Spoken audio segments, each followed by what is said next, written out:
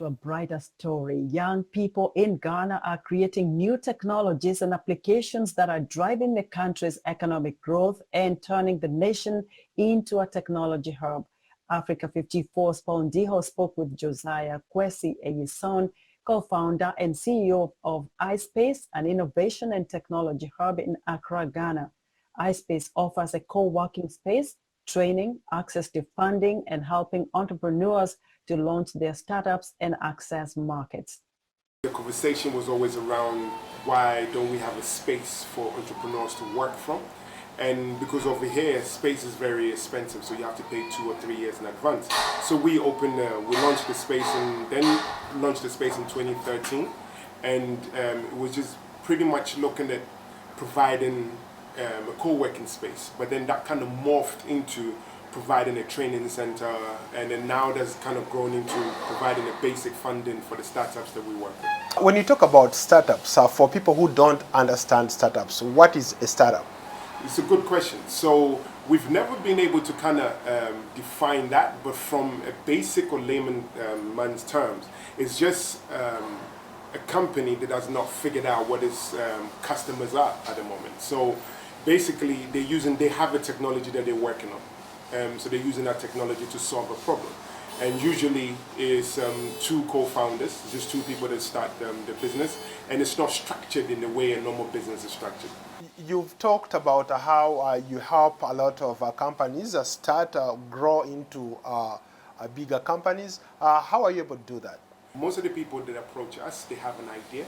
So we walk them through the ideation stage, which takes about 3 months to put together.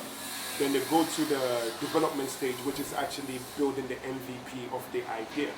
And then from there, they go into an incubator stage where they put everything together. So then they go outside trying to find customers and everything else. So in all, probably take like a year for all of that to happen. So when we first meet the people, they have an idea, we help them put the idea together, then we develop the idea, then we incubate them. Interesting. So you do even the registration for some of these businesses? Yes, we do registration and then website domain purchase for them, because some of them can't afford it. So that's part of the package that we offer them. Are there some startups that have started here, or you've mentored some of the founders here and gone ahead to become big tech companies? The people that we've worked with, like Hardware Solutions, we work with individuals like Farmerline, who's at the moment one of the biggest startups in Ghana. And with them, we were able to get them funding. So they already had the idea, but we were able to get them funding for them to be able to launch. Who inspired you to start this kind of venture? So my inspiration, I think, is more Pan-Africanism. So when you look at the likes of your Steve Bikos and the Sankaras, what we can do for Africa kind of thing. So for me, it was those inspirations. So it didn't come from a technological point, it just came from a political point.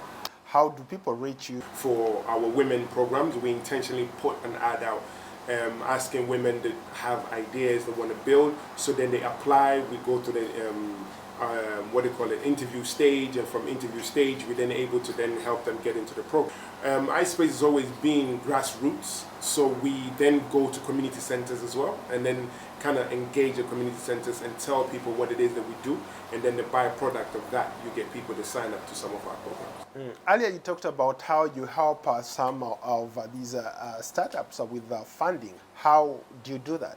So what we do is we help them put the idea, put the MVP together, build everything that they need to build, and then introduce them to potential investors. How did you get started?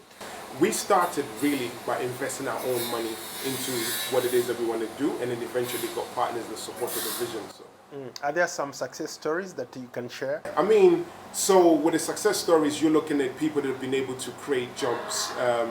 We're looking at programs like Unlocking Women in Technology programs, where when we first started, there was not any out-and-out programs that looked at bringing women into tech.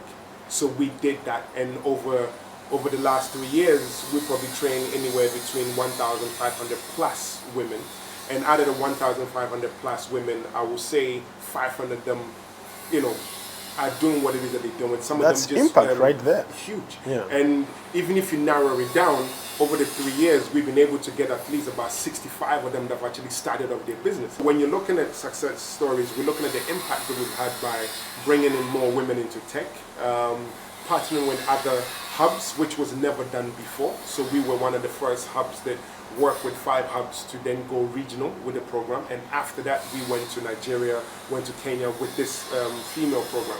And then when you look at our kids program that we do as well, Phoenix Kids, was one of the programs that then, I would say, kicked off the government's interest in coding.